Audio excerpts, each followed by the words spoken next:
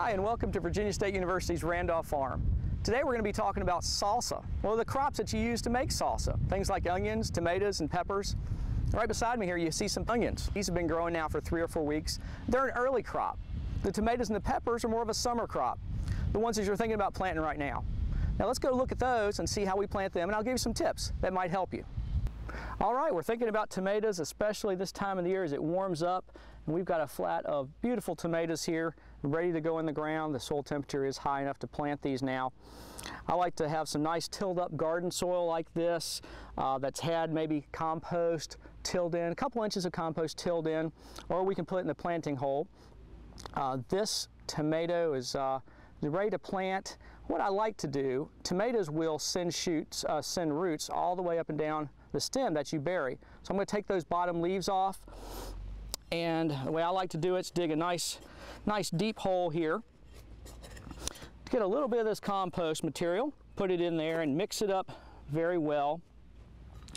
Then we're going to kind of make another hole. Okay, then we're going to backfill all around this plant. Making sure that it's about 2-3 inches deep, making sure that that root ball is way down there. We want those roots to come out of that stem and really help stabilize the plant. The roots are the ones that take all the nutrients and water up.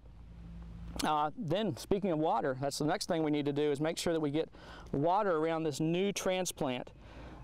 They really need water. They can start to dry out quickly as it's windy out here and sunny. And it's in the ground now. We want to think about trellising this up, whether staking it and tying it or putting cages around it to make sure that it holds up.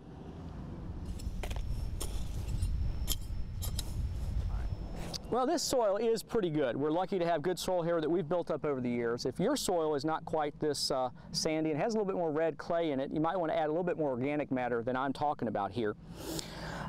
These are peppers, and these are some snack peppers, really nice sweet peppers. Of course, bell peppers, hot peppers are out there too. But what you want to do with peppers is also plant them deep. They're in the same family as the tomatoes, and we want to plant them. We might take a leaf off of that right there, make sure we still got some leaves on it. We're again going to dig a hole, make sure that this is going to go pretty deep too. What we don't want is the peppers falling over. So we'll add a little bit of that compost material in this hole, and going to make sure that we get it all mixed up. We're going to dig this and bury the pepper also. So many times people will put peppers right at the pot line, the soil line from the pot, and they'll tend to fall over in the wind, and it really hurts them, takes them a little bit longer to get up. Nice, stable now. I'm going to put a little bit of water on this plant. That's so important. These transplants, they can dry out so quickly in the hot sun and the wind. Of course, just like the tomatoes, these are going to need to be trellised up with cages, netting, stakes. Don't need to be spaced as far apart as the tomatoes. There we go. Nice planting of that pepper and the tomato.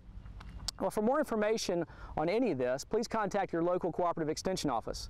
From the Ground Up, I'm Chris Mullins. We'll see you next time.